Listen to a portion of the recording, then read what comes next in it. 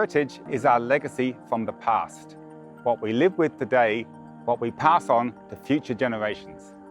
World heritage requires outstanding universal value, a significance so exceptional that it transcends national boundaries. In Ireland, the observatories of Arma, and Dunsink have a remarkable astronomical heritage. We will now visit them to learn what makes them so special.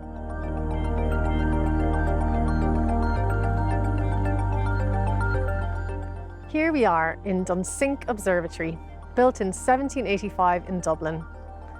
The telescope is supported by a deep pier that isolates it from the surrounding building to protect it from vibrations. It is housed within a revolving dome. For the first time, an observatory has been designed around the needs of the science it is to conduct. We have now moved to Arma Observatory, where the same principle was applied for this dome, built in 1790. Astronomy has been conducted in Arma uninterrupted ever since. This provides an exceptional example of integrity and authenticity for the observatory. Arma and Dunsink are the first examples of the classical form of the observatory dome. They remain in use today.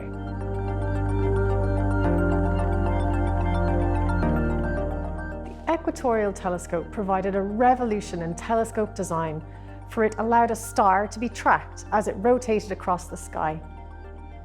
4 generations of equatorial telescopes can be seen in Dunsink and Arma today, showing how this technology developed over the 19th century. The Troughton Equatorial of 1795, seen here in Arma, is the oldest telescope in the world, still in its original dome. The Arma Grubb 15-inch telescope of 1835 is the first successful example of a clock-driven equatorial telescope. It is able to automatically track the stars as they move across the sky.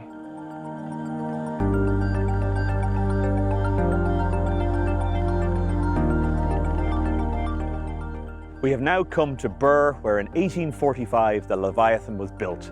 With a mirror that was 6 feet or 1.8 meters across, it was to be the largest telescope in the world for over 70 years. The Leviathan's tremendous light-gathering power far exceeded that of any previous telescope. It allowed us to discover the spiral shape of nebulae for the very first time. This gave a profound change in our understanding of the cosmos and of the existence of galaxies beyond the Milky Way.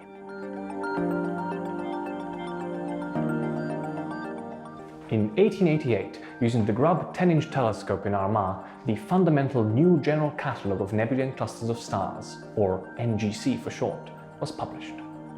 Still in use today, the catalogue charts the positions of galaxies that astronomers now study to learn about how they form and change as the universe evolves.